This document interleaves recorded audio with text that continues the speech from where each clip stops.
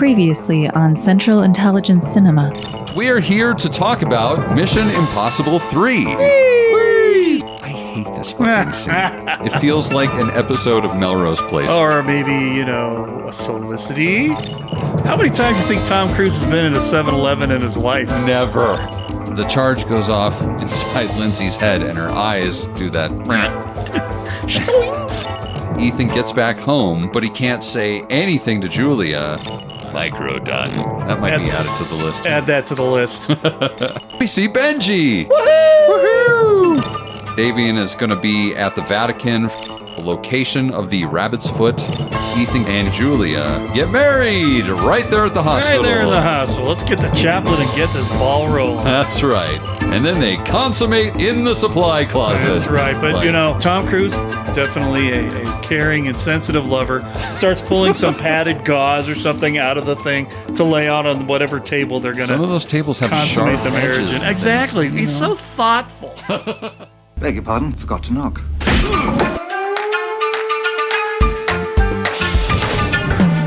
Welcome to the CIC, initiating security clearance. My name is Napoleon Solo. Bond. James Bond. Ethan Hunt. Felix Leiter. Ilya Kuryakin. Identity confirmed.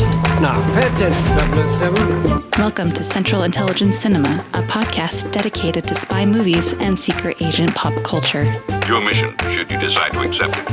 Remember, nothing ever goes according to plan. Tom, what do you think you're doing? Using the British handgun, sir. You expect me to talk? Yeah, baby. Recording from an undisclosed lens flare bouncing off the skyline of Shanghai, it's the Central Intelligence Cinema. I'm Ben Esslinger, and with me, as should always be the case, Jason Greenberg. Thank you, Ben. Thank you, Ben. How are you today? I'm doing great. It's fun to switch roles here. A little bit. We're trying a lot of new stuff today. A lot of new stuff. And I am thankful for once to not have to come up with something on the fly for what our undisclosed location is. Because as everyone's well aware, as part of our spycraft, we don't actually tell people the exact real undisclosed location, which would negate the fact that it is undisclosed. Undisclosed indeed. But we are here doing something a little bit different. See if we can shake things up a little bit. Get those tens of listeners out there to tell us whether they like it or not, or continue in the quiet silence that we seem to get when we ask for their opinions. Indeed.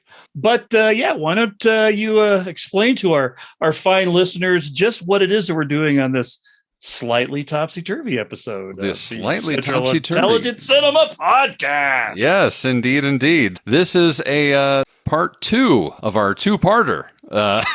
If you're it could have been a 3-parter, I guess. It could have been a 3 if we were really ambitious. But yes, so this is episode 29, and we are back for the second half of our review of Mission Impossible 3. So yeah, we just figured, our reviews tend to get a little bit lengthy, and we're some long-winded chaps occasionally. We're some long-winded middle-aged men that feel like the things that come out of our mouths are so much more important than they actually are. Perhaps we've fallen a bit too in love with the sound of our own voices here and there. And we know if that was the case, if only people would tell us. But so we're just back once again to get into the second half of this review and see what's shaking. All right, then. Well, should we get into it? Let's do it. All right, so we're off to Rome. Rome. Specifically to the Vatican, where supposedly there's going to be some party at the Vatican. A real humdinger of a party. I just want that to sink in. A party at the Vatican. I'm pretty sure DJ Khaled's going to be there, and it's going to be off the chain. You know what? I don't know, but okay. Party at the Vatican, everybody. Woo!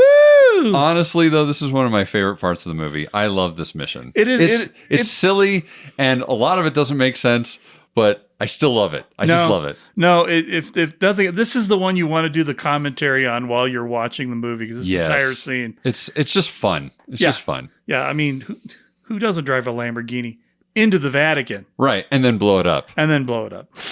But anyway, so we start off outside of the Vatican, ironically enough.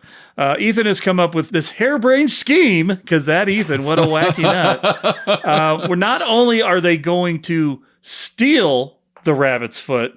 Well, not the rabbit's foot itself. They're going to steal the... Well, I don't think they've been able to ascertain exactly what it is at this point. And I don't think they know what they're actually stealing. Right. They just know it's related to the rabbit's foot in some capacity. Yes. But his super idea is not only we're going to do that, we're going to find out who he's selling it to by imitating him after we've already kidnapped him. So somebody's like, we got to get a mask in here somewhere, and this is how we're going to do it.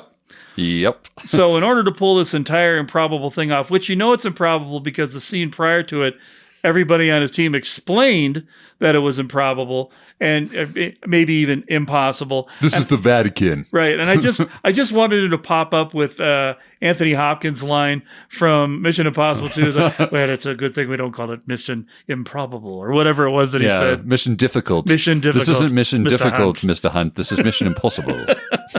Like, I wanted him to directly reference that because he got schooled at that point.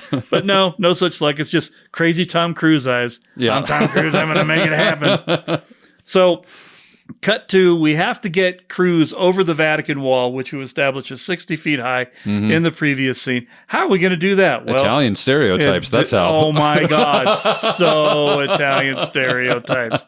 So they're driving a DHL van because DHL, international packages. Yep. He's in some sort of a jumpsuit. 50s era Soviet worker class outfit. Know, right? And that hat is just... Yeah, and he so, might as well be a chimney sweep.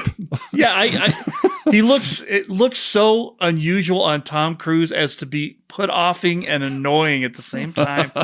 But he and Declan's character, I can't even remember his name. Yeah.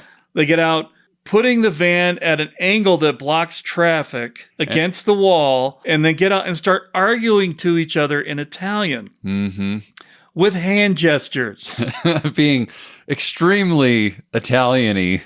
It's in the horrible. worst stereotypes you could possibly imagine. If they'd been dressed up like plumbers, it wouldn't have been more stereotypical. And so, in the process of this exchange, by the way, both seem to be speaking Italian pretty flawlessly, so that was impressive. Props to that, at least. We get some Italian folks getting out of the car, yelling at them while they're yelling back. I feel like the director was like, it's J.J. Abrams. I feel like somebody on set is like talking to all these extras that are the pissed off drivers. Right. Can you be a little bit more Italian? I don't know. Italian. Throw your hands about. And everybody's making the clam hands or the crab hands. So yeah, ridiculous Italian stereotypes. Gee, thought we were out of this by the 2000s, but apparently not. Nope. Anyway, so we get to the point where Cruz is like, okay, I got my window. I'm going to go do my thing. Mm-hmm. Don't forget to turn on the smoke. Yeah, that was a weird aside. Like, you need to make sure this is really legit. So turn the smoke on because we used IMF money to make a smoke machine. Right. That we didn't turn on immediately to make it look like it was overheating. But okay, whatever. So Tom goes wandering off in his little painter... Mario outfit. Shoots a little diddy dop at the top that miraculously hits the camera at the top of the wall, even though it's 60 feet high and he can't actually see it. Just like knocks that camera out immediately. Done. Hits the grapple gun, and then we get another Tom Cruise running moment, only this time he is running Adam West Batman style straight up that wall, gets over the side, lands flat on his back, and says... Humpty Dumpty sat on a wall. Worst line in the movie. Meanwhile, as he's trying to sort everything out, he pulls out a little digital printer. Yeah, and a little camera to get the photo from the exact angle that the camera's at. Prints out the photo, and then hangs it on top of the camera, and then takes off the scrambling device. Well, and it couldn't have just been a photo. It had to have been like a slide or something because you have to have light come through that. Because I was watching that going, if you just put a photo in front of a camera. Yeah, it's you're gonna be blocking dark. out all the light. You Right. can't see anything. It's a magic photo. It's the kind of photo that you put on your Apple laptop if you want to see the Apple symbol behind it. Well, and it's a photo that apparently can make little like fake interference fuzz on the screen of the when the security guards are watching, and it's like, oh, it's fine now. Well, and I like how the security guard turns out, oh, the bueno, blah, blah, blah, blah. It's like, thank you, tutti, blah, blah, blah. Right? Like nothing's going on. So he gets it done. Tom pulls out this little gadget that's actually the only probably piece of real tech in the thing. Right. It's a laser rangefinder. Right. To find out how far down he has to go. Pulls it up, 16.3 meters. No problem. Adjusts the grapple gun, and over we go. Mm-hmm. And in the homage of the prior movies before. You remember Mission Impossible 1, right. kids? I stopped just in time. Right there. In the same position. Now, it's funny that in the making of that I was watching, they were talking about that particular stunt, and they redid it numerous times. He was coming down too slow, and he was not happy with how slow he was coming down. Really? So he's like, I want to increase it. And he increases speed, and he actually hits the ground in that scene and bounces back up. You could see it, but that's what he wanted. He wanted to look instantaneous, boom, boom, boom. Not like a just I wonder walking if it gave down him like the wall. a hernia or something in the process. Probably gave him a concussion. Maybe it rebooted his system. I don't know. They just had to do But he seemed hard okay. reset. He seemed okay. So he gets off the wall, cut to him throwing the coveralls and the hat away, and what does he have underneath? A perfectly pressed priest outfit. I'd call that a cassock? I don't know. Complete with the little beanie, which is not a yarmulke. And I'm remembering every James Bond wetsuit episode I've ever seen. It's the movie. equivalent of that, Right. except with a priest suit. Yeah, which seems like it would be virtually impossible to get under a jumpsuit with legs, but okay. Because it's like a flowing... Yeah, it's like a gown almost. He's walking down, says hi to the other priest, marches his way into the thing. Yeah, of course. Like they just assume there are so many priests there that, well, I just don't know that guy. Yeah. Well, yeah, exactly, right? And that's the best looking priest I've ever seen. That's what I'm saying. I mean, I could really take us to a level that I'm not going to take it to on this podcast, but you know there's some priests in the Vatican that are looking at some other priests and going, that is a handsome priest. But anyway, I digress. So we've got Father Tom, and I just kept thinking Father Tom all the time. Because I being the token Jew at my friend's Catholic youth group, we had a Father Bill and we had a Father Tom, and it just, Father Tom. Father Tom. How are you, Father Tom? Anyway, so he goes tromping through the Vatican, looking for the server room. And this whole sequence coming up here is really hard to follow. Like, so yeah, he somehow finds the server room. He somehow knows exactly where to go in the Vatican, right, to find the server room. Right. Apparently he has an entire map of the Vatican. It is the Impossible Mission Force. Oh, okay. Although, sure. Didn't they point out at some point that they didn't have a map of it? I think Luther was saying that in the briefing. No, that's that building in China. Oh, that they don't have. Yeah. Okay. Yes, because it's owned by... Of course they know the Vatican. It's been around for thousands of years. They know what's going on there. But I like how he puts the jack cables on top of the cat cables, and I'm like, I don't think that works. That's not how that works. I don't think that's how that works. And I'm also not sure I'm trying to remember what that even does. Like, why did he... They were trying to short out the camera system in other places so that Luther could get in. Yeah. And the Irish dude could get in on his deal, and nobody could see what was going on. But I'm like, why did they just fire more little laser thingies or the jammer thingies? Right. They also don't explain where Luther is coming in from. Scuba diving. Well, he's coming in through some sort of a sewer system underneath the Vatican. Okay, so it's just the sewer system or something. Yeah, that's why it's graded from the outside to keep people from getting into the Vatican. Unless they have, like, I don't know. A CO2 laser? No, I don't think that was a CO2 laser, but that would have probably been more effective if they'd had it. We know how Napoleon Solo and Ilya Kuryakin would have gotten into the Vatican. Indeed. And it was funny. You can tell that if that wasn't Ving Rhames in that wetsuit, it was definitely his stunt double. Yeah, they found a 'Cause big man. They found a big fella in a tight little wetsuit. Bringing his meats. I thought about it. Waterproof. I'm like, this is case sausage here. But no, I quickly moved away from that because I didn't want to think about it. So anyway, Luther gets inside. Everybody is where they need to be. Yeah. And they're well positioned. Declan goes in, gets into the sculpture room at the Vatican, I guess. Yeah. And changes into a Vatican guard outfit. After looking, well, first of all, he comes in dressed up like a tourist out of his DHL van. Right. So he can shoot that little tracer thing onto the manhole on top cover. of the manhole cover so they know where to leave later, and she knows where to park the Lamborghini. This is not the most complex thing in the world. Never mind the fact that if you're driving a Lamborghini into the Vatican, you're not going to park that thing yourself. This is my assumption. But yes, she did. Because it's fine. Luther gets set up with his dealie over there. Tom Cruise comes in and meets him. They're waiting for Maggie Q. Maggie Q comes in and she's driving her orange Lamborghini, which I found out was the first time she'd ever driven anything in her life. The actress. Really? Yeah, and they put her in a Lamborghini Diablo of all things. Good Lord. The first scene where I drive stick and I bet I would make a mess of that car. It was funny to say the least. She says that on the first time she pulled in to park it, she didn't stop the car and she ran into a car. Jeez. Oh, my goodness. And they had to reshoot it again. But so Maggie Q comes in. She stopped at the gate. Perfect Italian, right? Blah, blah, blah, blah, blah, blah. Right. And the guard, blah, blah, blah, blah, blah, blah, blah. And here comes Declan running in his Italian guard outfit. Signore, blah, blah, blah, blah, blah, blah. Are you? I'm sorry, I don't speak Italian. Anyway. Gets her into the thing. She pulls in, manages to park the Lamborghini right where it needs to be parked. Right. No one's there. No one's there. They haven't parked another car in the time this whole exchange is going. Right. Good thing he didn't wait to see where she was going to park. But whatever. Right. We cut back to Luther, and he's got the mask set up. Yes, he's got. And a nice little touch on this was that the dummy head looked very beat up and well used.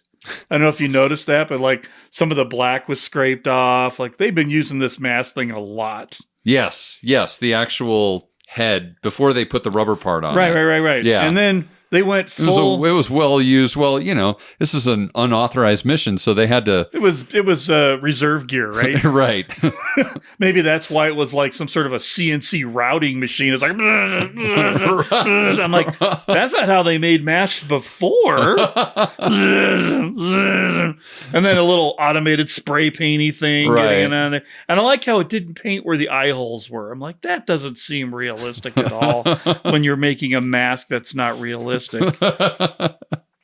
But anyway, while the mask is being constructed, Tom and Luther, or Ethan and Luther, go in on their whole little thing about getting married. Luther's like, I like how he specifically says 23 months and you'll be out. Not 24 to get to the whole 2 years, 23 months and out. And they're fitting the mask and he's doing the little pushy things. Yeah. And where they went from being Cruise that was good. To Philip Seymour Hoffman. That was pretty seamless. It was probably one of the best special effects in the movie. I would agree with that. That was because I was looking for it. I was looking for the trade-off. Now, they did do the pass around. They did. But they passed around, but really the trade-off wasn't until after the pass around. Well, I think they were coming back around the side, and you see Luther pushing it in under the eyes, and they clicked it at some point there. Right. And so at some point, Philip Seymour Hoffman had a Philip Seymour Hoffman mask on his face, and they digitally did something. But then he comes out, and he still has Tom Cruise eyes. How does he have Tom Cruise? How do you act Tom Cruise eyes? I mean, Philip Seymour Hoffman was amazing actor. So above his pay grade, or under his pay grade in this film. Yeah, I mean, I really feel like he was by far that was the best performance by far. If he hadn't passed away, I would say that he should be the villain in every Mission movie going forward. Oh, absolutely. Like, he is so effective, he's so good, and he sets up such a personal thing against Ethan that it would be so great to see that going forward, where, obviously things didn't, work out that way, and now the villain is just sort of, it's not a personal thing. Now it's just sort of, I mean, they try and make it personal, but it doesn't really work. It doesn't really. I think that Davian is the most Bond villain that we're ever going to see Absolutely. in a Mission Impossible Absolutely. movie. But still, just brilliant the turnaround. He tells Luther, "Oh, we're already married, dumbass." And then Luther's like, "Congratulations!" Yeah, I know. He like totally like flips the coin as soon as Ethan tells him. The deal's done. Mazel tov. Yeah, exactly. So in between this, we're intercutting back with Maggie Q, who's actually in the Vatican party, Right. with tuxedos and risque dresses In the Vatican. in the Vatican, right?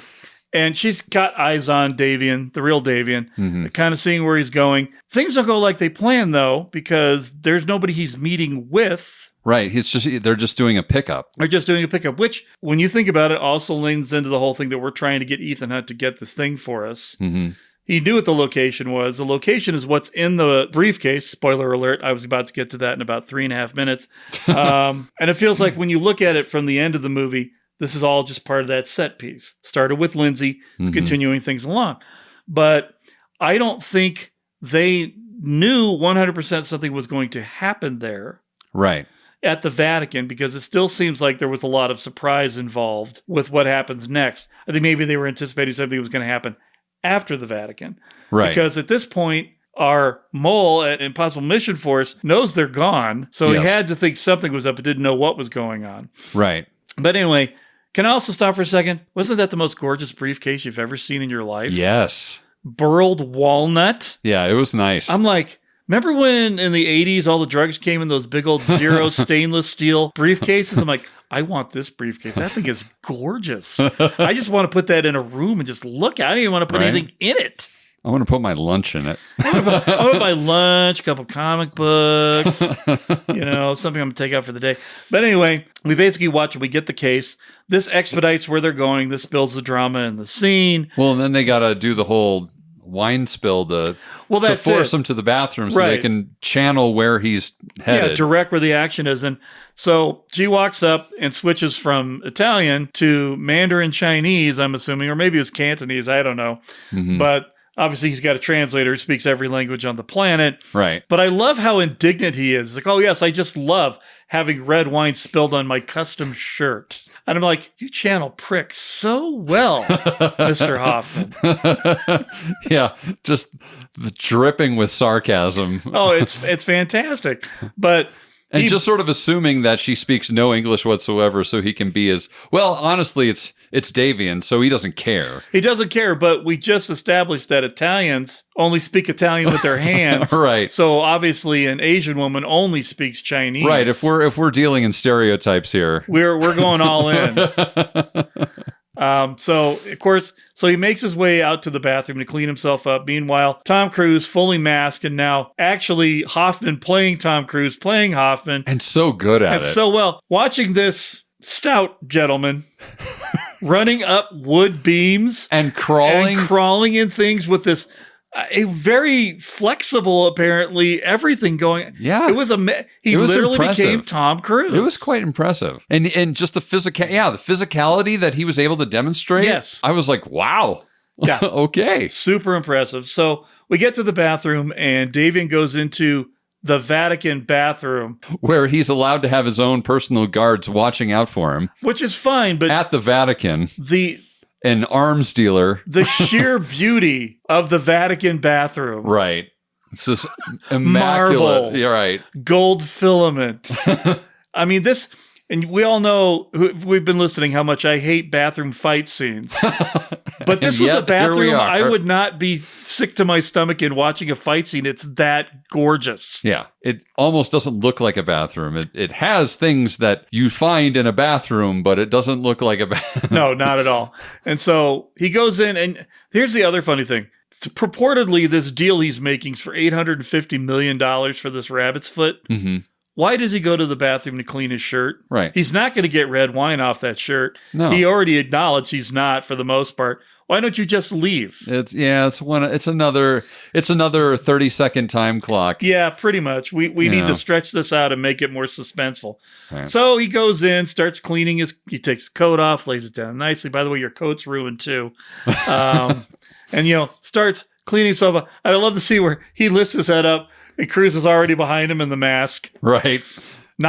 Looks weird too. Yeah, it was that maybe the jankiest. I was actually kind of going, okay, that definitely is a mask.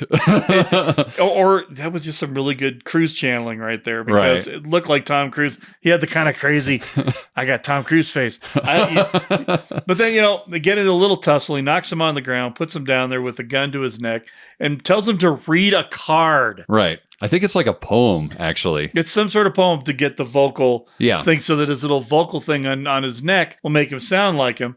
Mm-hmm. And then we get the actual 30-second clock. The actual 30-second clock. Because he knocks him out after he finishes reading it. And I like how halfway through he's like, what the hell am I doing here? Just finished reading it. Knocks him out. Declan comes out, pulls him into the conveniently oversized air grate that's in said Vatican bathroom. Well, no, not even. Well, he's trying to pull him into the door. it. He's trying to pull him into it. Right. But the security guard starts getting very wonky and everything. Right. Busts in. He's hiding behind the door, holding Davian in his arm. The big security guard, you okay, boss? And since the vocal thing is going to take 29 seconds, not 30, here we 29 go. seconds to calibrate, he's pantomiming. Stop, stop, point, stop. Starts coughing, to exacerbate the moment. The guard's like, what in the fuck is going on here? And then finally, you're good to go. And did you catch the little subtle Cruise? Well, they do the crack. Yeah, they do the crack at the very beginning just to make it more realistic, like it's switching over. So I appreciated that little bit of minutia. Right. But the impossible mission made possible. And so they get out. He's walking by. He's got the case. Bumps into Maggie Q again. Right, of course. And this time he flips the coin. He's like flirty, right, super charismatic. Right. But, and these two people aren't like, what is going on? Everybody's like, what the fuck? I mean, she's very attractive. Don't get me wrong. I'm like, feels like more attractive than Philip Seymour Hoffman level, but I don't know. But anyway, it's a clever way to get him into her car. Right. So they can affect the coup de grace of the whole operation. Right. So, he heads off and the security lady's like, do you want us to take the briefcase? No, I got it. We're good.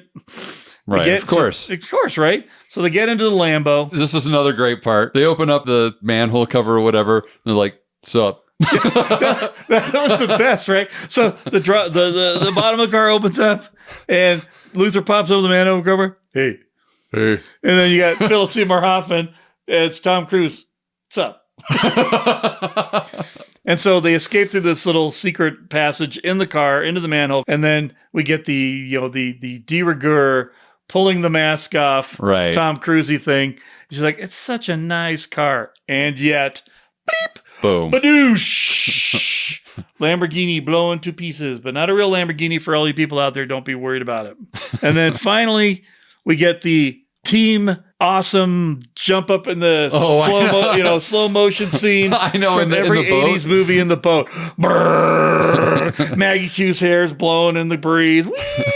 Tom Cruise. We did it. That's right. Tom Cruise definitely driving the boat, not a stunt person. By the way, he's definitely driving it. And they said that was the very first scene they shot in the movie. Oh, are you serious? Yeah. Oh, and wow. So everybody's like, I guess we're literally putting our life in Tom Cruise's hands at the very beginning of this. Of course they are. And you know what Tom's doing while he's driving? We're now looking, over there, that's the blah, blah, blah. And this building over here, built in 1742. I'm Tom Cruise. I know everything.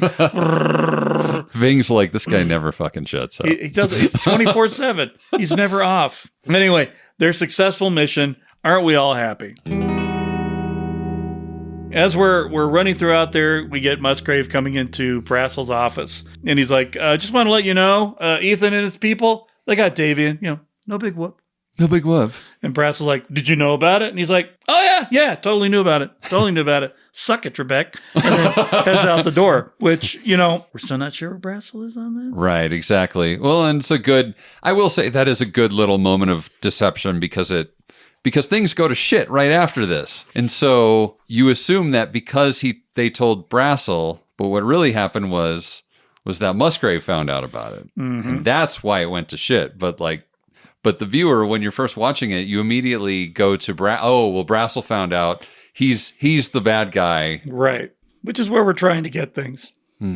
So we kick it over to this wonderful looking Gulfstream airplane, which is also doubling as some sort of a nuclear bomber, apparently. I don't know. I mean, I don't know a whole lot about airplanes, particularly commercial airplanes. Most of them do not have a bomb bay built into them. But there's a bomb bay in this one. Hold on, we're getting to that. So this is basically the haha, we caught you, now we're gloating phase for Ethan and Ving Rhames in this thing where they're going to interrogate Davian, who is having absolutely nothing to do with it. Right. At all. Well, and Ethan just looks like the cat who ate the canary. Yes. You're dead. Yes. So you're going to tell us everything you know. That's right. Everybody thinks you're dead. Nobody's coming to rescue you. This is my thing now. And Davian's like, you have a girlfriend? Yeah. You got a wife? Do you have someone you love that you care about? Yeah, I'm going to kill him. That's all he's doing through the whole thing. Like, I could give two shits about you, Ethan Hunt. I don't even know who you are, but I'm going to find out. And when I do, I'm going to kill you, your family, your entire genetic line on both sides. I'm going to go full Al Capone on you. Right. You want his family? Dead. I want his house burned to the ground. But Ethan, of course, is Ethan Hunt. I'm not having any of this until he brings up Lindsay. Which is a sticking point for me. I got to admit, come on. Ethan Hunt has been through a million of these. He's not going to get rattled by this. If it had been his wife, he knew, I know who your wife is, Ethan Hunt.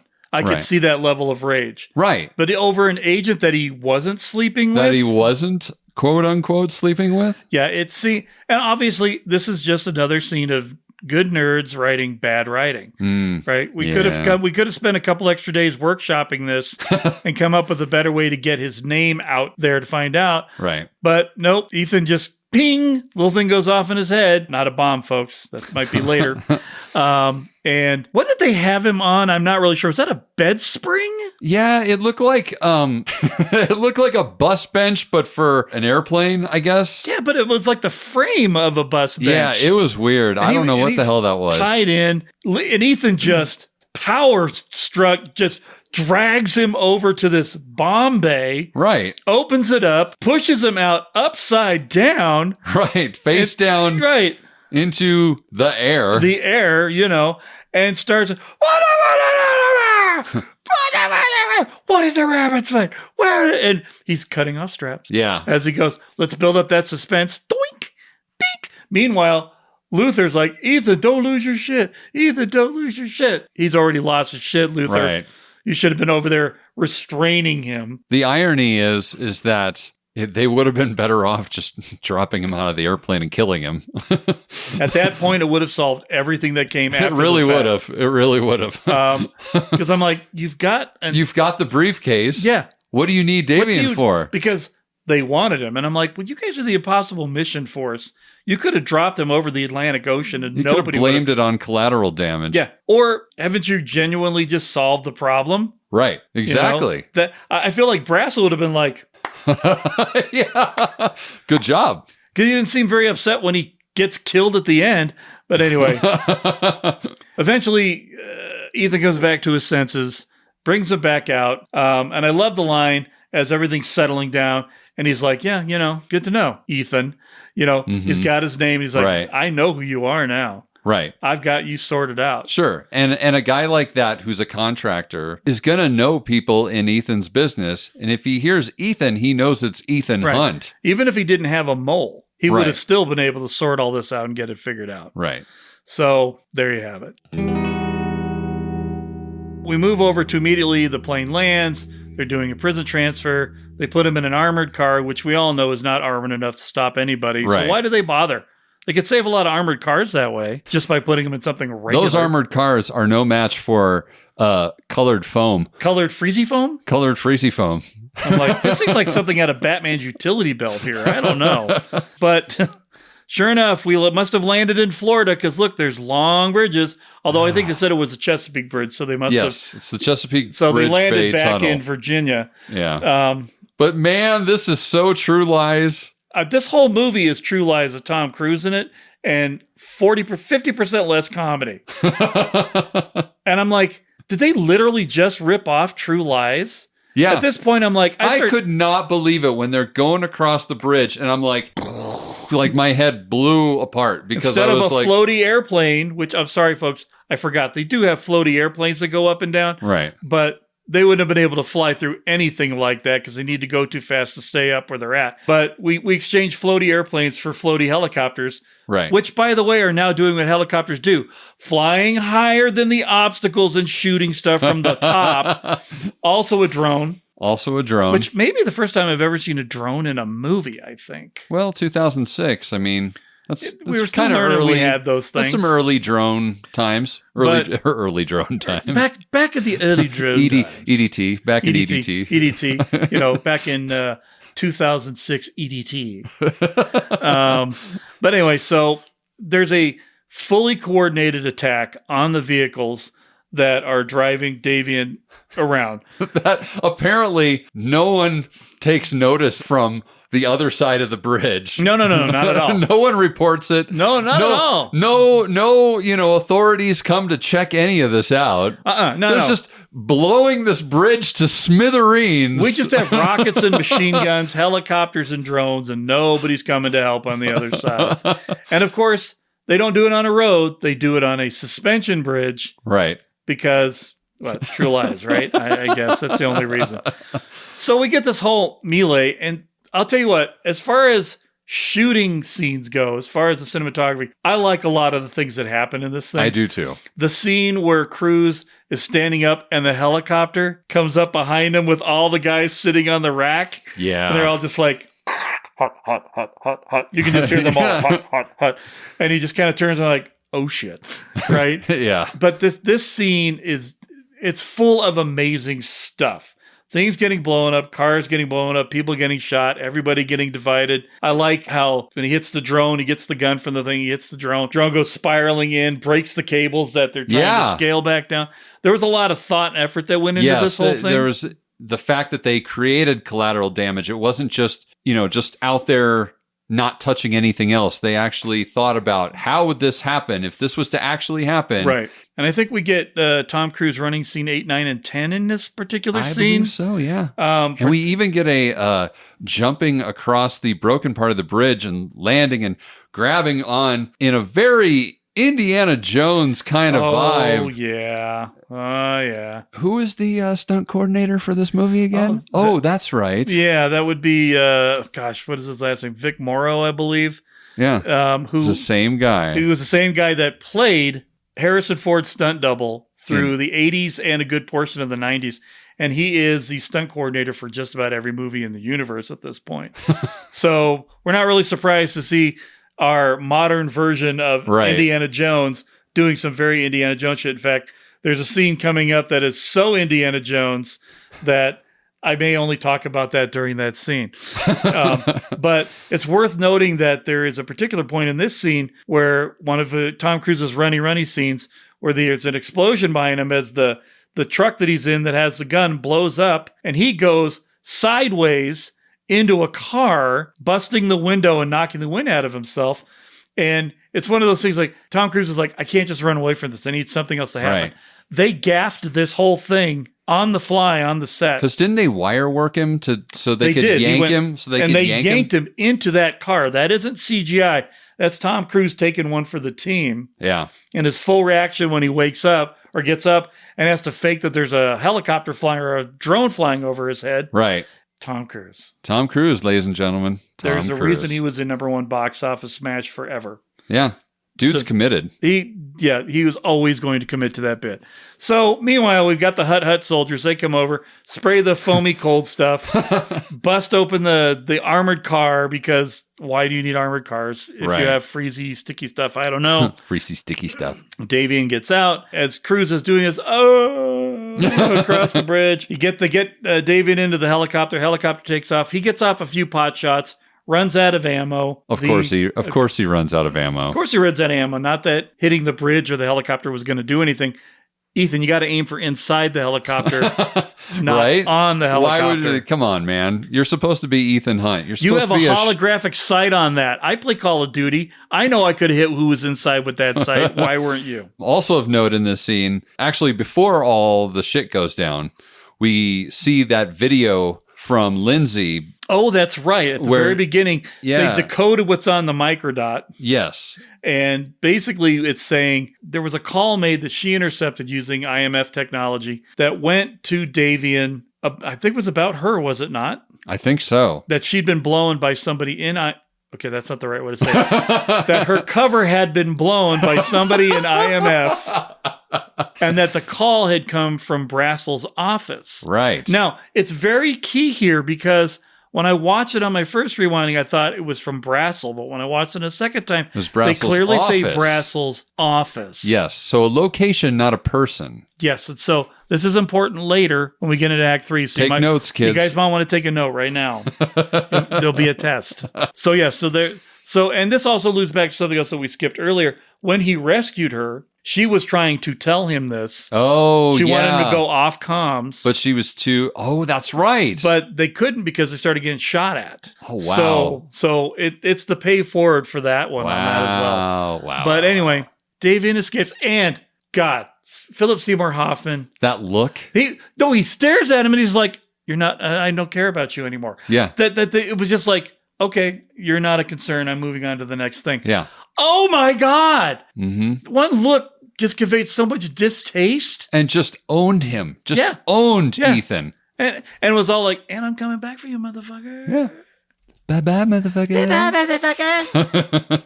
So we're done with that. Ethan calls home because now he's genuinely concerned that something bad's going to happen to Julia. Right. And her dipshit brother. Played by none other than Aaron Paul of Jesse Pinkman fame. He calls her, "I need to talk to Julia." "Hey, man, I hope you weren't mad that I was, blah, blah." And he's so patient with him on the phone. He's like, No, it's fine.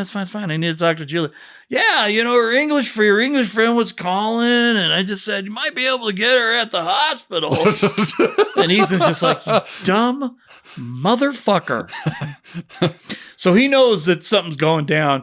He grabs the most convenient Mercedes convertible on the bridge. Right. And jumps in Batman style, which he can do because he's so little. He's so wee. He can just slide right in. Wee.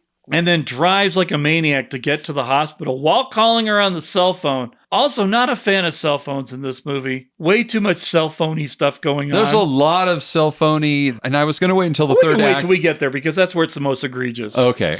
But he's driving, and by the way, Cruise drove that entire scene with the cell phone. Jeez. They choreographed the whole thing. I hope it was automatic at least. It wasn't a manual, I'm sure, but he said he drove it through slow, I think 2 or 3 times, and the full speed, and that's the one they captured.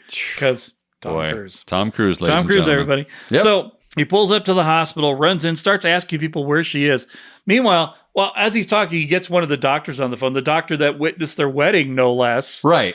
He's like, "Can I talk to Julia?" But I love when he first comes in, he goes right past the guy that's got her. Yeah, because she's covered up in the Right. on the gurney. on the gurney, right? Uh-huh. Because he's so you would have think Ethan would be like, why would a guy be carrying somebody in an ambulance uniform out of the building?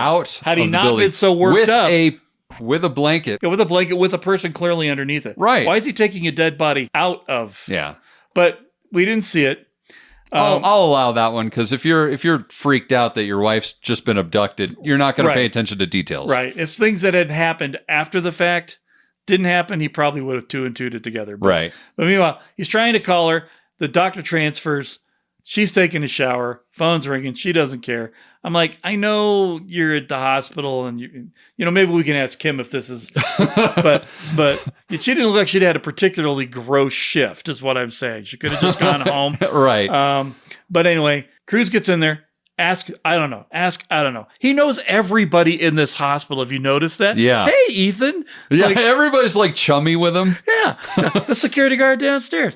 All the doctors, some extra nurses. Hey. So if he'd had to go through everybody he knew in that hospital, the movie would still be going now. But anyway, so doesn't know where she is. Okay, fine. I got to go. He gets out there and enrolls all the IMF boys. Oh, wait. Doesn't he get the phone call from Davian first. Yeah. Does he get the call? So he gives up on the hospital, and he comes out of the hospital, and he gets the phone call from Davian. And then he gets the phone call. Yes, you're right. And Davian says, well, basically, I've got your girlfriend. You're going to go get the rabbit's foot for me, or she's going to die. Right. And his very James Bondian bad guy way of doing things. Right. Ethan tries to negotiate. There's no negotiating with this guy. So he's off to go do what he's going to try and do to get this accomplished. Then IMF shows up in their big black trucks. And this is, man, like, J.J. Abrams is really just like trying to put the thumb screws in the viewer at this point, because the pressure that they are building just over and over and over again. First, he gets away. Then immediately he has to find out where Julie is. Right. And he immediately finds out that they know exactly where she is. Yep. And then she's gone. And then before he can do anything about it, then IMF rolls up. Right. Like 10 cars deep, like right, with a stun gun. And then did it feel like he was talking to the IMF's version of Phil Coulson at that point? Oh, very much so. Very much so. Because he's like, Mr. Hunt. And I'm like, Director Fury. Part of me wishes that they would go and CGI Greg Clark or Clark Gregg into that. It's like, I switched agencies. I like working for S.H.I.E.L.D. better. But we get the whole, I'm running again. Running it well tried. Yeah, Cruise running scene number 92 of this movie. And he gets tased and he goes down like a, oh, fuck. He does a good job of looking like a man who's just been tased. Oh, yeah. So we get up. Oh, my gosh. Why is he in this mask? This Hannibal Lecter-style mask. They've got him strapped to a gurney at the IMF headquarters with a mask that's covering his entire face except for his nose. Why is this the go-to to shackle him? What did they think he was going to do? Were they like, this is Tom Cruise. Is he going to bite somebody's face off? If he could talk, he's going to charm everybody into doing what he wants. That's the only thing I can think of. He can't spit acid. Right. He's not going to try and eat somebody. It's a little puzzling. So I'm just like, Tom's like, it would be cool. I want to wear one of those masks. He had a Tom moment and had to have the mask on. But anyway, so he's in a gurney. He's being rolled into an interrogation room with big glass windows, kind of like the interrogation room from, I don't know, True Lies. I'm just putting it out there, folks. It's a little similar. Brassel comes in, does his whole, I would bleed on the flag to keep the stripes red speech. That's a weird line, man. Who wrote that? That's the same guys that wrote the Invisible Man line. It's just, they were like, this is what a patriot would sound like, right? I mean, I suppose it's a way of trying to let the audience know, like, who the real traitor might be. I think they're doing it to accentuate the point that they're trying to make you keep thinking Brassel's bad. This is what I will do to protect my country. Right. Maybe because you get a watered down version of that speech later when you find out who the real bad guy is. That's true. And maybe you think, oh, he's so maniacally, quote unquote, patriotic that he's willing to do crazy things like ally with Davian or something. Right, exactly.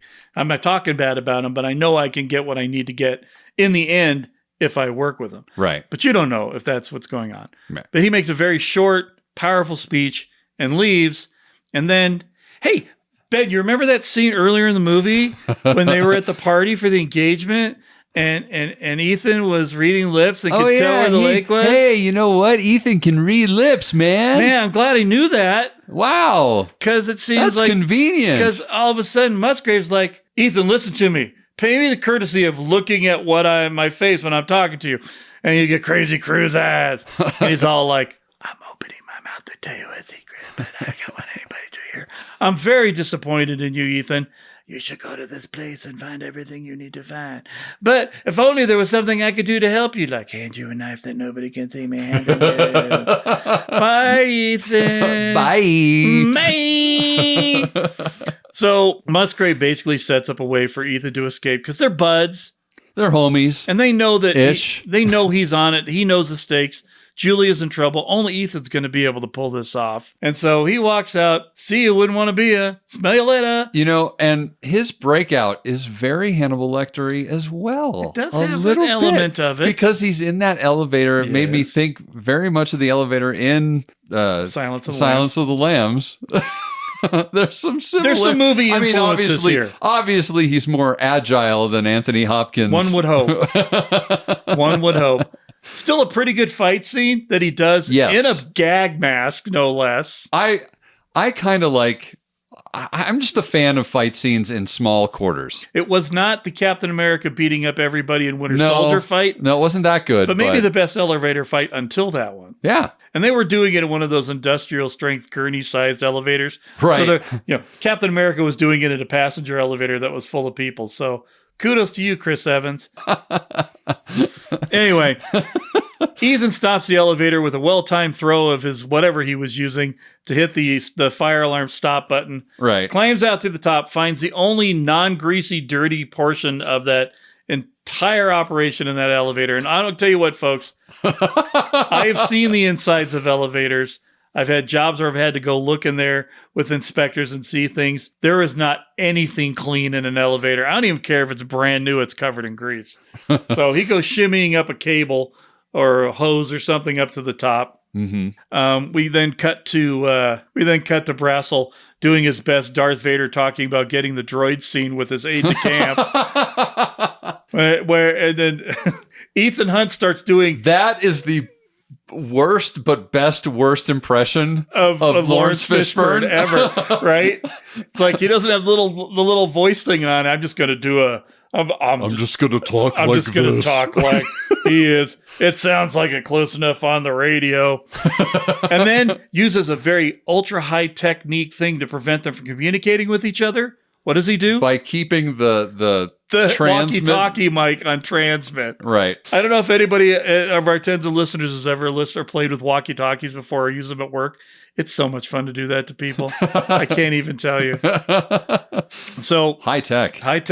So Ethan gets all the way to the top. We find out that What was that music that he played too? it was We Are That's Family. right. That's right. Yeah. You put it next to the radio. And then Brassel's like, you gotta be fucking kidding me. Right? And I like how the IMF is located under the Virginia Department of Transportation building. Which is perfect for his cover. It absolutely is. Yeah. He's going into work and taking the elevator down lower than it normally goes. But, he gets out. He just walks out the front door. He just walks out the front door and off to Shanghai, China. Off to Shanghai, China in the worst disguise I've ever seen. Oh my God. It was like the airport. Born on the 4th of July with a Czech accent. Yeah, that was weird. And that was so weird. It was, like the hat and the sideburns and the mustache. It was a choice, man. That was a choice. Didn't it feel like something Val Kilmer did in The Saint? Oh man, it's been so long since I felt like he had a character like that in The Saint. And I'm like, are we pulling from The Saint here? But I like how Tom Cruise, convincing as a guy from Czechoslovakia. Right. Had an accurate accent, of course. And Yeah. It was fine. It was fine. Gets on the plane, goes to Shanghai. So then we head into Act 3. Shanghai. This is where the crazy shit goes down. Now I want to point out, before we get into Shanghai, this is something that I was talking to my wife about. We've seen Shanghai in a Bond film. Yes. Right? We've seen it in a Batman film. Literally 2 years later, Batman film. Mm-hmm. Do you notice that when that big jump to digital, because this was done in film, you can tell by the quality of what it is, how people in digital shoot Shanghai much differently than they did back in film. Because there's so many neon lights and the bright color. Now, maybe that stuff wasn't there, but it had to be, because Skyfall was 2011, 2012? Something like that. Shanghai seemed very underwhelming in this movie. Yeah, no, it was very pedestrian. Yeah. It felt very like, it could have been Cleveland or something. Right. I mean, that big sparkly ball thing that they have there, when you see it in movies now, it's all very boom, boom, and all the neon lights are like boom, boom in your face. And Shanghai's like big bridges and things. Well, the one thing I will say too about Mission Impossible, at least 1 through 3, I feel like they didn't really embrace what Bond embraced from the very beginning, which is making the location a part of this movie, a star. Yeah, a star of the movie. You're absolutely right. And they don't flip that switch until Ghost Protocol. You are absolutely right. And suddenly you go to Dubai and you know you're in fucking Dubai. Yeah. Because they show it. The only time you feel like you're in China at all in this film is that the interstitial stuff that they show at the very end of the movie. Right. Or the running scene to get Julia. Yeah, when they're not actually in Shanghai anymore. Right. It's like JJ was like, this little town is gorgeous. I'm just going to go crazy and be a cameraman for a while here, and then threw some stuff in at the end to satisfy what he needed and moved on. Right. But I've never seen Shanghai look so pedestrian in any movie that I can recall. Yeah, very much so. It's like Shanghai only had 3 buildings and a dirt lot. Well, because most movies tend to want to show Shanghai as the future. Right. You know, they want to take advantage of the way that Shanghai looks. Exactly. And give it that exotic, futuristic sort of vibe. Instead, we get 3 buildings, one that looks like Batman, one that looks like the LexCorp Tower, and one that looks like that USA Bank or US Bank building in Los Angeles, all next to each other and seen. Yeah. Within a perfect distance from each other, so you could... I don't know, swing from one to the other on a huge fucking cable? Like Spider-Man. Ooh. Can he swing from a web? Take a look. Overhead. Hey there. But anyway, we digress. So after what seems an inordinate amount of time of Ethan sneaking about in Shanghai looking for the place that he needs to be at, he finally runs into Luther, who's just kind of casually opening the door, and Ethan meets him with a knife. Don't kill me. Yeah, I like the way he says, it's like, don't kill me. Well, it's funny because Ethan thought he was going there to find something. Right. Not to meet up with the rest of his team. That was a complete surprise to him. Yeah. So yeah, Luther's there along with Zen and Declan. The Irish guy. Man, we really should learn his name, but we're already too far into the podcast. It's Declan. That's the actor's name. Is it? No. Yeah. I thought that's what his actual name was. Oh, I didn't put it in my notes. That's even you didn't even know. Now I feel like a jerk. Wow. Wait a minute. Hold on, I'm checking now. Yes, check it on IMDb. I'm checking on IMDb. The Internet Movie Database. Your home. Why am I giving them a commercial? For all things movies. I'm going to put intermission music in right here. Jonathan Rhys Meyers. His name is Declan in it. You're absolutely correct. Hey! 1 cyber cookie for Ben. Yay! So it is Declan. So anyway, Ethan meets up with the team to discuss how to get the rabbit's foot out of the 56th floor of yet another impenetrable building. Apparently it's owned by, or it's like a Chinese military contracting company filled with ex-PRC military people. Right. Which, I don't know. When you're telling me about ex-military types, ex-People's Republic Army of China don't really seem like that intimidating to me. Well, and here's the thing that I have an issue with is they build that up like it's this, impenetrable building, but they spend no time showing you once he's in the building how impenetrable it can be. Right. He's literally in there for 5 minutes and you never see him in there. But I like that. I do too. Because we've already seen the intricate get into a building. Right. We've been there, done that. We don't need to do it again. I like that the people mission would just get tired at this point. The mission was the escape. Right. And they put all the weight on the escape anyway when they were doing the planning. Right. Strangely enough, I actually kind of like the giant swing idea, the fulcrum idea. For some reason, it just works for me. It does. I don't know. I do like the whole beautiful mind. Oh, I know. Writing on the wall. Right. And of course, Ethan Hunt knows all the right geometric formulas and calculus, physics, all that. He's got it all there. He's just... But he has to draw the build, and they pick. Now I don't know if they found a building that had that scene, or if they did had that through, skyline, so he could draw it, or if they just CGI'd it in there. But the way he did the buildings was at an angle that was not where the camera was pointed at. Right, and then the camera moves around until it aligns up, so which was kind of So I'm like, maybe they did find a place where they could. I mean, they could have shot that from wherever that dirt lot was, which I'm assuming that dirt lot, again, that could have been CGI'd, but I don't know. And then you carry the 2. Yeah, he's just writing out all I this. like how he writes shoot, CHUTE over on the left. I'm going to need a parachute. Silly. Just silly. Anyway, it's kind of fun though. And I do kind of like that tense moment because this is, again, sort of a glimpse of that you could see in that other movie that we were talking about, that this movie could have been, where Luther's like, this is the difference between genius and crazy, and you're in the crazy, like just telling him this is stupid, there's no way this is going to work. And Ethan's just like, I have 2 hours to save my wife. Yeah, I got nothing else. So if you got something. Yeah. And so he's basically just like, we have to do this. I have to do this. I don't know if it's going to work. It probably won't work, but. And if it doesn't, she's dead and I'm dead too. So it doesn't matter. Right. Exactly. So I kind of like that. I like that little argument where everybody sort of realizes, okay, he's willing to die. Yeah. He's willing for this to fail because this is the only shot he's got. Right. Exactly. And I do like how, he's like, you can get the resources for it. I'm like, in 2 hours? Right. Could we not have said 4 hours, made it a little more realistic? I don't know. Right. So then they're on the top of the building. And I love, now granted, this is my number 2 Pulp Fiction moment of this movie. I love Luther's pre-swing pep talk / game plan summary. It's great. It's like, all right, so what you gonna do? We're gonna shoot baseballs from this other building, and then you're gonna swing.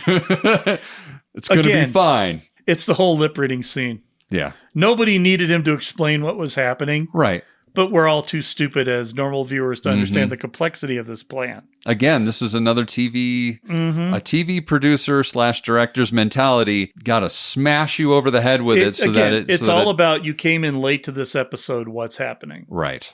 And don't discount the Batman shot as they're getting to that building. Yeah, the helicopter going all the way around off the building. I'm like, is that the same building from Dark Knight? It's very, very similar. And I'm like, I bet you if you put those scenes scene to scene, it's almost identical. Because what I've started to realize is I'll see this stuff on Facebook occasionally where they'll show like a match to match type of thing. And I'm like, what if directors are just like, they already blocked that scene? I'm just going to call JJ and find out how they blocked that scene and save myself a little bit of headache trying to figure it out on my own. Yeah. You would think these guys collaborate, right? Oh, sure. It's like, we had something like this. We're going to have Batman. And, J.J. Abrams would be like, oh, that was like fucking cool. This is how we did it. Well, and the thing is, too, is in general, there really is mostly just one way to do something like that. Absolutely. And so why wouldn't you do it exactly the same? Well, because, it's going to save you money and time at the production. Exactly. And that they're going to pay that forward to you if you see something that they do. Right. So it makes me wonder, but God, that sure felt like Christian Bale getting ready to, what was he going to do? Oh, base jump off of a building in Shanghai, China. Quite similar. Oh, didn't he shoot stuff on windows too? So, yeah. So they're shooting baseballs from the other building. I don't know if they're baseballs or softballs, but the fact that they were able to find one and haul it up to the top of a building, right? That's the part of the impossible mission I wanted to see. So they're shooting baseballs, distracting these security guards who look like they're part of the Yakuza or something. Yeah. And so then Ethan does his thing and makes the giant swing. And for the most part, I really like it. But man, like that drop after he lets go of the cable, he falls like 30 feet. Yes. Before landing on the window, which doesn't break. Well, it cracked. It cracked. But the thing is even the cracking of the window isn't going to save Ethan from about 5,000 broken bones. But anyway, it's Mission Impossible. So that's that titanium alloy that they crank the bones with. Sure. He's fine. That's fine. Right. It's IMF patented, things, technology. Nanotech. Nanotech. Then we have nanotech in the last one. We got nanotech in this one. So again, we don't actually see Ethan inside the building. Then all they do is they cut to the team waiting, basically. And Zen is in the car with Declan, and Zen's just sort of saying this little prayer type thing or whatever. Finding her dog or something. Yeah. You're almost having this kind of romantic moment between the two of them. It was kind of a throwaway moment. Yeah. I was like, why are you trying to create a romance here that doesn't exist? Like, it's not necessary. There's no payoff for it. Come on. Maybe JJ was like, and in Mission Impossible 4, we're gonna kill this dude. It would have been funner to make that a funny scene. Yeah, there was definitely room, but you know what? This whole next action scene is kind of played for comedy anyway. True. So maybe you didn't need that extra bit of it. Yeah. Still, it seemed aimless and pointless to have this sort of like bonding moment between these two characters who obviously could not give two shits about each other for the past hour and 40 minutes. Right. So anyway, finally, you suddenly hear Ethan on the CB. I'm coming out! And suddenly he like smashes his way out the window. I can't make it to the roof. I gotta jump short. Yeah. So his parachute comes out and he's flopping all over the place, and he just doesn't have enough time for the chute to fully properly open. Mm-hmm. But then the wind carries him. Yep. And this is a great part in that. A great part in this scene when he smashes into that office building and he lands on the desk and he's sitting there looking at the rabbit's foot, and then it focuses to of course there's a custodian there. Right. Of course there is. But where else did we see the main character looking at somebody in an office building, a custodian in there during the final action scene? True Lies. It's fucking True Lies, of course. The guy's in there with the headset on, with the Walkman vacuuming. Again. And the Harrier's wing. Again. God, there are so many. This movie is like... It's the True Lies. It's like 40% True Lies. It's like 10% Pulp Fiction. 10% Pulp Fiction. There's coming up. There's about 15% The Matrix. And 5% Indiana Jones. And 5% Indiana Jones in here. We're almost there. Yes, we're almost there. So he sees the custodian reacts, and then of course the parachute takes him back out the window. He yanks him out the window, and Tom Cruise does a nice bit of face acting right here when he pulls him out. Shit! And then, of course, he kind of catches a lucky break where the parachute gets torn and slows him down. The parachute gets caught on the street light, and that sort of slows him down. Then he's just hanging, but only a couple feet above the ground. Of course, then a giant truck is coming, and he unsnaps from the parachute. And just as the truck is doing this crazy drifting looking thing, it slides over him without actually running him over, of course. But then the rabbit's foot goes flying. And here is my Indiana Jones problem. It's the antidote. Yes, now I get where you were going with this. It's the antidote from Temple of Doom. Yes, sir. It just took me a second to get there with you. Yes, sir. Wow, that is so Indiana Jones, actually. All we needed him to do was run into Maggie Q going, I need to get the thing. I need to get this. Right? Dun, dun, dun, dun, dun, dun, dun, dun, dun, dun, dun, dun, anything goes. And wait a minute. Wasn't he in Shanghai? He is in that scene? He is in Shanghai. Oh my gosh. Wow. So the rabbit's foot is rolling around and getting clinked and knocked, and somehow it's not smashing to bits. Which that's what I was expecting to happen. I was waiting for that to happen, even though I've seen the movie before. But anyway, so he finally... After nearly getting hit by like 3,000 cars, he finally gets it. And then just as he gets it, he nearly gets hit by yet another car, which comes to a screeching halt. And of course, it's Declan in the van with everybody else. He's like, get in the car. They're pissed. They want their shit back. So then they get in the car, or he gets in the van, and they have a car chase, of course. And I feel like the car chase is kind of half-assed because they really only lose one car. Like, they have that moment where Ethan shoots out the tires and the car flips, and then that's the last they see. Yeah, it was very contrived. Yeah, you would think that there'd be like at least 2 or 3 more cars. There was more car action in him running through the busy streets to try and get the rabbit's foot than there was in that car chase. Yeah, it just didn't feel like it was a very short chase scene, but like the chase scene in Skyfall or Spectre, where they're in the market with the Land Rovers. It's Skyfall, because that's the first time we see Moneypenny. That lasted the same amount of time before he went on foot and was way more intense and involved as a car chase. Yes, absolutely. And hey, that reminds me of the Spectre chase, though. Nobody was on the streets during the Spectre chase. Just going to stick that knife in real quick. Anyway, I digress.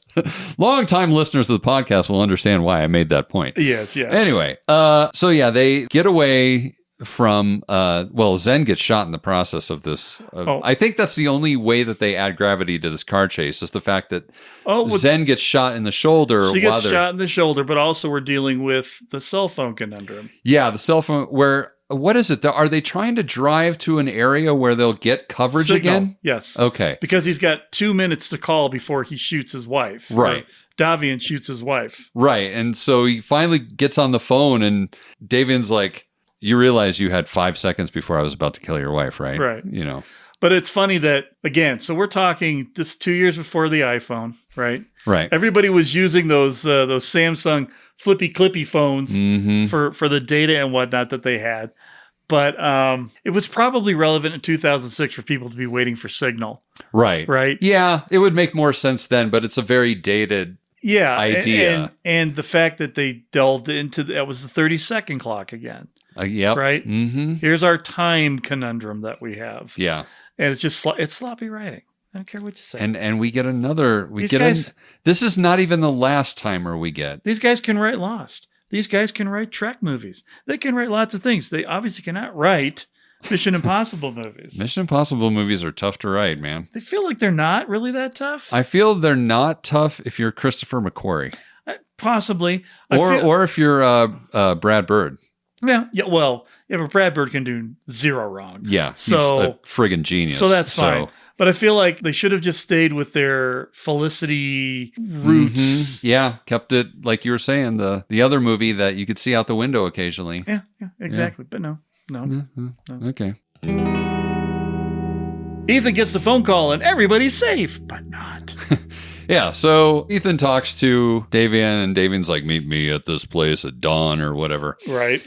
So they have this last little goodbye, which I was if I was the person directing this movie, I would have put more gravity into this scene where he says goodbye to Luther. This is somebody that they've been friends through 3 movies now. Right. A long time has passed. He is like the one guy that everybody likes in the series. Right. It's like, have a moment. Well, yeah. Have a moment, because in all likelihood, he's not coming back. Ethan's going to die. So, like, punch that in so that it actually felt like he might actually not come back. Well, yeah, and given the emotional gravity they were putting in so many other scenes, yeah, this almost feels to me like somebody said, I don't want to do that. Right. Like somebody... Either that or it was an editing decision. It could have been one of those things where, we're running long. I don't know. At 2:05, that movie was not long at all. It was not long. Maybe I don't know. I feel like first-time director... Mm-hmm. Working with Tom Cruise. Maybe Tom just decided, yeah, that's not those characters wouldn't have that moment. Right. But they're too yeah, they're too bro-ish. macho. Yeah. And yet I feel like, yeah, they would. Yeah, they absolutely would have. Well, I mean, Ethan would have forced it. Yeah. Ethan would have at least given him a hug. Yeah. So I was kind of let down by like him saying goodbye to the rest of the team and being like, well... It did feel more like sort of a dismissal. Hey, the rest of the movie's mine, guys. Thanks. Yeah. You get your last paychecks as you head out the door. Yeah. So then Ethan, has his like walk of death or what's that called when death row inmates are walking to right. be off. To kind of felt like that. So, he makes it to the field and then the limo pulls up and there's a little vial and drink it. Yeah. Creepy ambulance kidnapping dude. Yeah. Tells him to drink it. And then, of course, he blacks out as he sees visions of Julia dancing in his head. Yeah. Very Christmassy. Well, but with less clothing on. And speaking of Michelle Monaghan with less clothing on at Christmas, kiss, kiss, bang, bang, kids. Look it up. Good stuff. So that's when we're kind of back at the beginning of this movie. So when Ethan awakens, we see creepy ass Eddie Marsan again. injecting the explosive charge into Different Schwarzenegger movie this time. Yeah, exactly. I'll send you a sticker if you know which one we're talking about as well. So they inject the explosive charge into Ethan's brain, and then he passes out again, and to finally wake up again, where's the rabbit's foot? Where's the rabbit's foot? Where's the rabbit's foot? And now you get some context here. Yeah, so now you know, okay, this is his fiance, now it's his wife. So his wife is sitting opposite him, bound and gagged, and not in a creepy way, just in a kidnappy way. In a kidnappy way. And a kidnappy, duct tapey kind of way. Kidnappy, duct tapey way. And and he's shackled to this chair, and Davian's like, where's the rabbit's foot? And he's like, well, I gave it to you. Right. They somehow made this scene even more intense by now you know that he delivered on what he was delivering on. And yet he's still, what is happening here? I got what you wanted. Right. Which makes the viewer, like, I was freaking, like, at this point, you're like, shit. So that's why it makes it so intense. He's like, don't bullshit me. You don't think I'll do this? And then countdown keeps going. Mm-hmm. And Ethan's trying to charm his way out of the situation because he doesn't know what else to do. And finally just boom. And Ethan's just in a daze. Tears streaming down his eyes. Yeah. And Davian just sort of walks away. Mm-hmm. I'm done. And everybody just sort of like, what? And then you see Musgrave walk into frame. Oh, I should also mention before this, meanwhile, we get a quick cut to Luther and the gang arriving back in the U.S., and they're greeted at the airport by what looks like almost the entire IMF. Like all of them. Like Brassel's there. How many people are out there? All of them? Yeah. And then, of course, they take them into custody.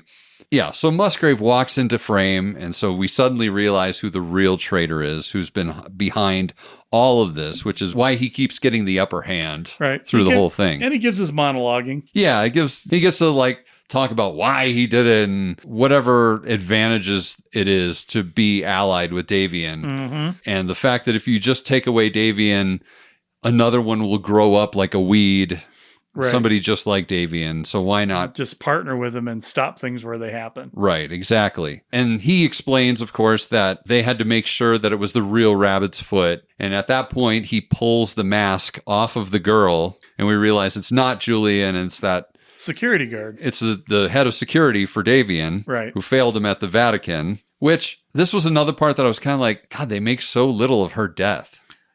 Like, granted, she worked for Davian, but still, it's like, oof, that's another brutal fucking moment in this movie. Kind of sweep that death under the rug in this movie. But so anyway. It was a convenient way to get themselves out of a very sticky situation. Yes, indeed. And Musgrave really goes full Bond villain because he reveals everything right here. He tells Ethan everything he fucking needs to know. That's right. Because then he reveals that he told Davian where Julia was because he thought that Ethan could get her back. Right. So it's like, I had such confidence in you being able to do all this stuff. Right. And you performed magnificently. So we get him interrogating Ethan about what was on Lindsay's message from the microdot. That's all he cares about at this point. Yes. So remember, kids, that's why this is all important. That was why the microdot in the video that they're watching, remember how we told you? Okay, anyway. His cover wasn't blown. So basically, Musgrave just wants to know if he's in the clear or not, or whether or not Lindsay sort of bought that it was Brassel the whole time. Right. Well, it's because his usefulness to Davian ends if he's not involved with right, exactly. IMF anymore. Exactly. But Ethan isn't giving up what's on the video. Mm-mm. And so Musgrave and Ethan's like, well, I want to hear Julia's voice. I want to know she's alive before I tell you anything. So he gets her on the phone, and Ethan asks her a very specific question. Where did we meet on our whatever? That place that you can only get when you read lips, I guess, right? Right. I was like, Wanaka Lake or whatever, So he knows that Julia's alive and then immediately bites him on the hand, bites Musgrave on the hand and does a lot of kicky, punchy, fighty things that only Ethan Hunt can do.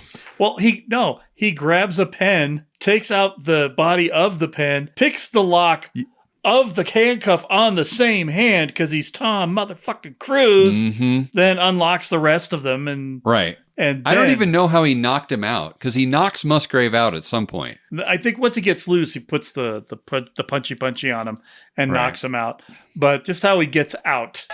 Yeah, and it's very efficient. It's Yeah. It's astoundingly efficient. like, A little... boop, boop. It was like getting the proton torpedo into the Death Star's thermal exhaust port, man. He was using the force on that little deal. Yeah. Well, anyway, 2% Star Wars. Maybe 0.5%. Maybe 0.5%. So anyway, so from here, he calls Benji to find out the location of the last call that Musgrave made on his phone. Right. Because obviously that's where Julia is. Right. So, and any time you get Benji in a scene, it's just gold. Because then Benji's like, do you realize I could be fired? And there's this whole I bickering really like thing. my job. I'm going to lose my citizenship. It's just such a great, it's just what Benji brings to Mission is the everyman. Yes. Why are, like, I can't believe you're asking me to do this. Why would you ask me to do this? So, why would you want to do this? Right. So Benji's like, yeah, okay, she's in Shanghai. And Ethan's like, okay, well, how far away am I from her? And he's like, oh, you're in Shanghai. So then he tracks where Ethan is, and he realizes that he's only about like a mile away or something like that. So then we get more running. And Lots this of time, running. So much running. now this is the most Matrixy run, just because Tom Cruise is on the phone the whole time while Benji is literally telling him exactly where to go to navigate through. Operator. To navigate through the city streets of Shanghai, or whatever is doubling for Shanghai in this scene. I do kind of love that Tom Cruise is yelling out Zukai as he's running Chinese. through. Get out of the way, Chinese. Yeah, it's kind of a nice, another thoughtful touch. At a full sprint. Dude, how does he, because on the second time I watched through this, I was like, where are the cuts? Where are the cuts in his running? He runs flat out for well more than a football field. Oh, yeah. And there's no cutting. It is a single shot. Yeah, it's a single shot from a boat in the water And on that's that like river. full friggin' speed. Yeah, Like full sprint. Yelling. Yelling at the same time. You know how hard it is to yell in full sprint at the same time? And he had to be yelling because it wasn't ADR. It didn't sound like ADR. No, not they at were all. picking that up with the mic as they were going through. Yeah. So Tom Cruise, national treasure. Indeed. And I will say too, credit to Dan Mendel and J.J. Abrams, because I do really like the camera work on this. There's that one long scene where it's clearly being shot from the water and following as Tom is on the left of the screen, like running along the waterfront. Yep. That is a great shot. Oh, absolutely. That is some good photography right there. So yeah, it's very Matrixy, but I don't know. I'll allow it. I think it's kind of fun. It got us where we needed to go. And I like the kind of Simon Pegg is so good at adding those tiny little tidbits of like, okay, wait, not those little subtle things. Hold one moment, please. Yeah. Oh, that's the other thing. He's like where somebody comes into the room and he Yeah. Oh, thank you. All right, no, go left. yeah, exactly. So then he basically gets to the building and he's sort of over and out with Benji. And I love how he walks in and there's these old guys in the restaurant playing poker or something. Well, it's a hospital. Oh, yeah, that would make sense because it's there's all this medical shit in there. But they're still playing poker. They're still playing In a poker hospital. in a hospital. And I just love how white guy Ethan Hunt walks in. They're like, oh, he's looking for that other chick. Yeah, they're like, yeah, the white girl's in the back. So Yep. just that way. Don't shoot us. Just if you could just leave us alone. She's back there. She's tied up. There's like two guys. So That would have been kind of cool though. That when he pointed, and then he'd gone like two. yeah, if he afterwards. would have changed from like the pointy finger to like the number 2 so, to let him know how many guys are there, because those guys clearly wanted no part of that business. So Ethan comes in, he immediately like disarms the other two, kills the other two guys, finds Julia, but then right as he's about to untie Julia, Davian sets off the charge in his head and it sends him to the floor, and we get this brutal fight. Oh my God. This is Philip Seymour Hoffman's physicality in this scene. It's impressive. It was like it's super impressive. It was like watching Vincent D'Onofrio when he was doing Kingpin and Daredevil. Yes, very much so. Using his size to just pummeled. I know. And this is sort of a moment too when you realize how small Tom Cruise really is. Yeah. It's like, I believe Philip Seymour Hoffman could throw him around a room. Yeah, just brutal. But then it's funny how at one point something just sort of snaps in Ethan, where Ethan basically just uses sheer willpower. Yeah. To power through all the pain that's going on in his head. And he does that weird thing where he puts his like fists up to the sides of his head to sort of help with the pain or whatever. Yeah, and then just sort of elbow fighting him. He elbow fights him. I think that's capoeira, the fighting style. Yes, I bet that is. That makes that but checks. He beats the crap out of him with his elbows. Right. And then they smash out into the street. Right. And then roll, and then of course Ethan pushes him up, and then the truck hits him. And then the shoe. Oh, the shoe. Yeah, the shoe lying in the street. Which, I gotta be honest, it almost feels anticlimactic. It's very anticlimactic. But I thought about this last night watching it again. I think Ethan got the I've got you thing earlier on, and it backfired on him. Right. So we didn't really need the gloaty over everything else, but you killed the best villain you're ever going to have. Ever. Mm-hmm. You know, there was no coming back from getting hit by a truck. Right. So many other ways you could have let the character go and maybe brought him back later. Yeah. You know, although we have seen how bad it is to bring back characters, Christoph Waltz, for a later date. Not that he was around with us much longer after that anyway. Right. But again, I think I said it before. It's Zoran. Yes. You kill your best Bond villain, you can't bring him back. And then with Silva, you kill your second best Bond villain, and you can't bring him back. Right. It's just, come on. See, at least they got smart to that in Rogue Nation, and they kept what's-his-face around for, the other one. That other fellow. Hey, I can't think of it either, so don't feel bad. Right. So, do you know what? I'm going to remember it when we watch. I will remember it at that point. So Davian's dead. So now we're back to the I have to save Julia, and then I also have to save myself, and hope to God that Julia can then save me. So we get this panicked scene where Julia keeps asking him. I did kind of like how Julie's like, how do you know so much about this? Like, how do you know how to work that gun? Well, the funny thing is how he's explained it. Okay, so this is a Beretta 92. If it's a very accurate close range weapon, this is what you do. When you're out of the bullets, the slide's going to come back like this. You're going to take the magazine, and it's just like, okay, then once you get that done, you're going to take all those onions that you chopped, you're going to throw it into the vinaigrette, and you're going to mix it together. He basically is like, honey, this is how you do something that I do for a living, but you don't, but I'm going to explain it to you in a not patronizing mansplaining way. Right. But I need you to understand how to do this. Right, exactly. All the while rigging up some sort of electrical thing to stop his heart because they can't find a defibrillator in a hospital. In a hospital, of course. It doesn't matter. It would have taken 30 seconds for it to charge anyway. Because that's standard, right? Oh, of course. And with it being a Chinese knockoff, probably 2.5 minutes. Well, what's funny is his jerry-rigged defibrillator, all it is just shunk and on. And cables, and then off. Right. But I do love how that little frantic moment where he's just searching all around for something to make a makeshift defibrillator with, and it's just like a bowl with water, or I don't know. He poured saline solution into the bowl to see if there was a charge. Oh, that's what that was. Okay, I was trying to figure out like what is the bowl part of this? I was like, I don't know. I don't even know what this is. So Julia shocks him and basically kills him. And he breaks the That was bite. such a good little part there where he puts the tongue depressors in his mouth. And when she gets zapped, he breaks it with his mouth. It sold it. Oh, it absolutely did. It made it look really like he was getting shocked. Like kind of frightening, actually. Now, I will say, this is some of my favorite parts of the movie, though, is I love how badass she gets in these little moments while he's basically dead. Right. And she just steps right up to the challenge. She steps right the hell up. Follows all the instructions Ethan gave her. Yeah. Just point, find your target, point, and shoot. Yeah. And then empties an entire clip on the first bad guy. Restraint.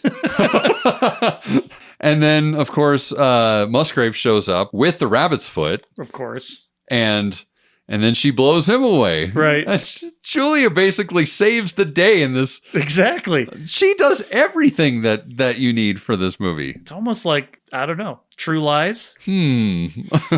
So, oh my God, it really is. So then we get this almost like a montage of Julia doing CPR or resuscitatory stuff. Gives him the big chest poundy thing. Honestly, not entirely convinced by it, only because since my wife is a nurse, I know that you basically have to break ribs for it to actually work. Mm-hmm. And it didn't. I wasn't convinced that that she broke one of his ribs. I wasn't convinced she could have delivered a blow heavy enough to have done anything. She's a wee waif of a girl. Yeah, she's teeny tiny. So anyway, he snaps awake and sort of comes to him. The best line. You did that?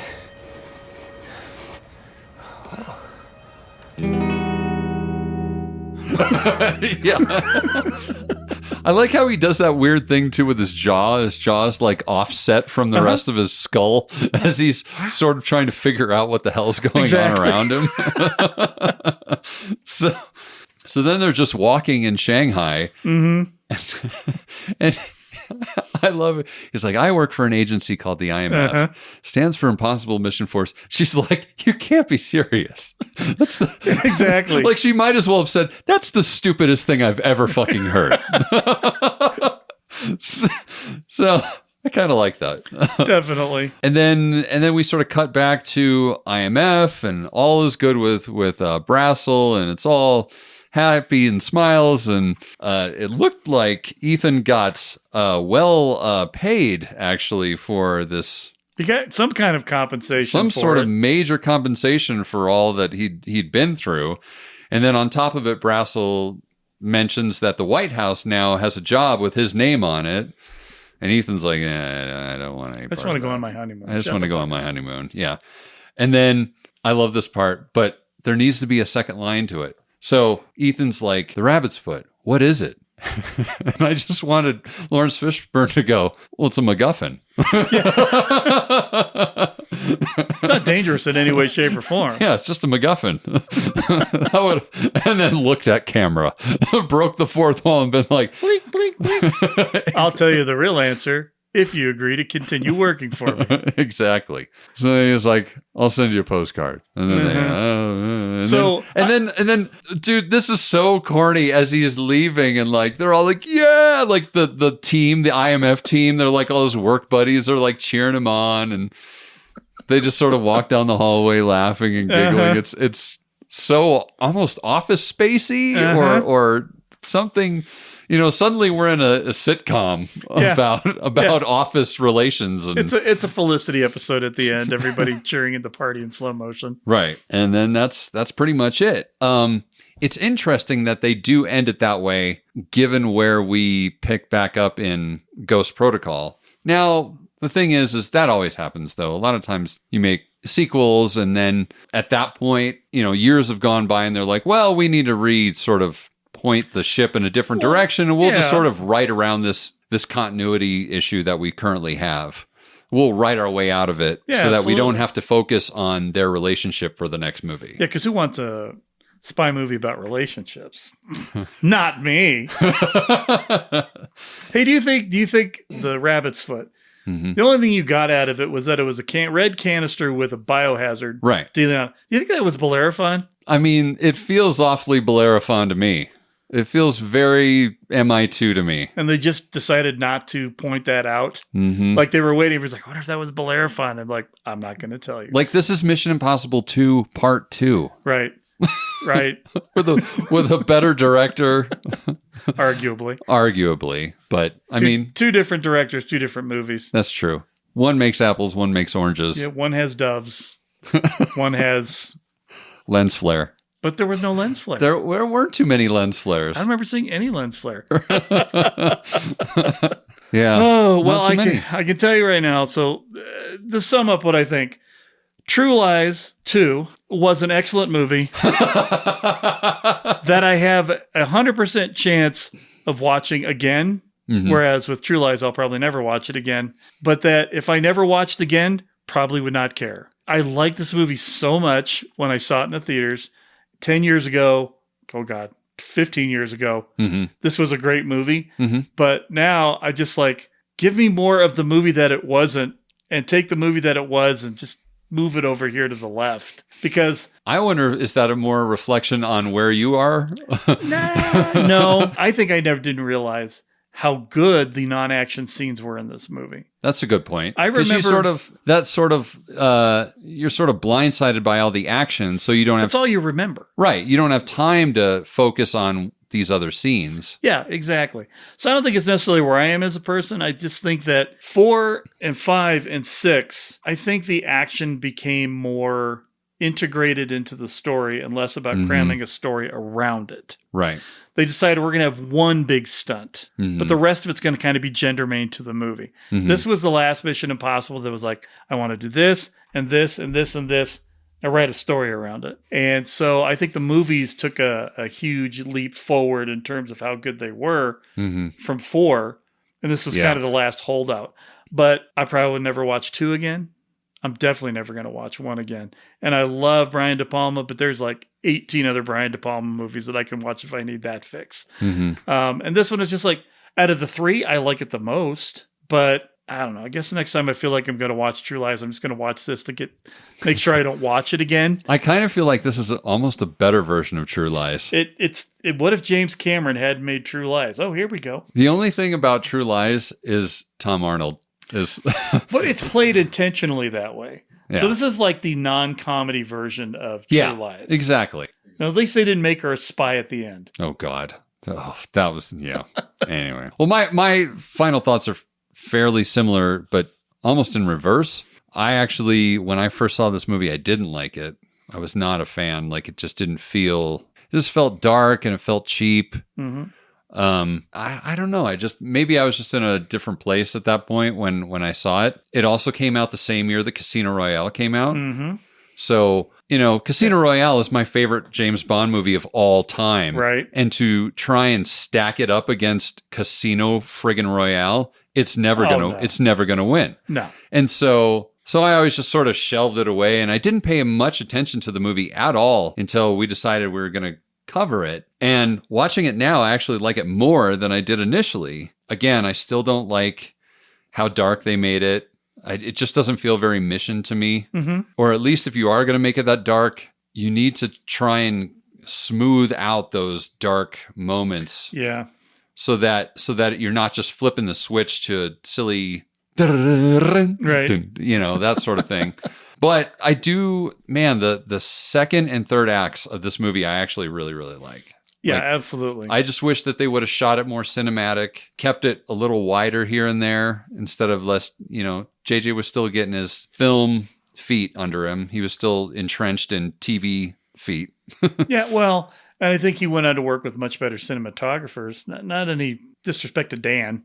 Right. But I've never heard of the guy before, and towards the end of it, he's working with Janisch and some Spielbergian guys. I mean, you get some guys that know how to film movies for Steven Spielberg, you're going to pick up a thing or two. Right. But, I would watch it again, but I think I'm like you. If I never saw it again, I don't think I'd be hurt.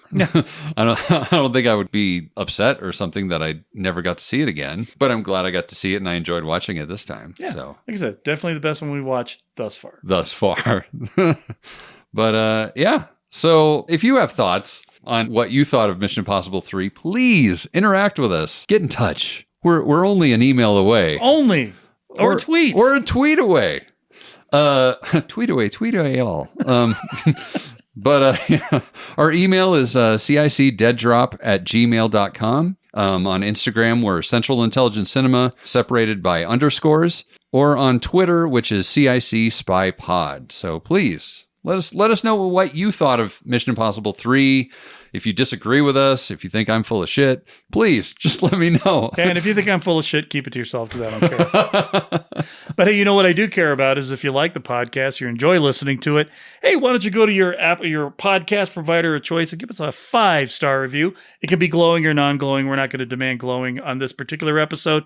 Just make sure there's 5 stars, not 4 stars, 5 stars. We don't want any of that Picard action going on here. But leave us a review, give us the stars, tell everybody what you think, help build this community. Let's get us out of the tens of listeners and maybe into the hundreds of listeners. That'd be excellent. It's a start, right? Yeah. So, yeah. Well, with that, I'm Ben. And I'm Jason. And the CIC will return with more missions, more martinis, And more mayhem. Yeah. Yeah!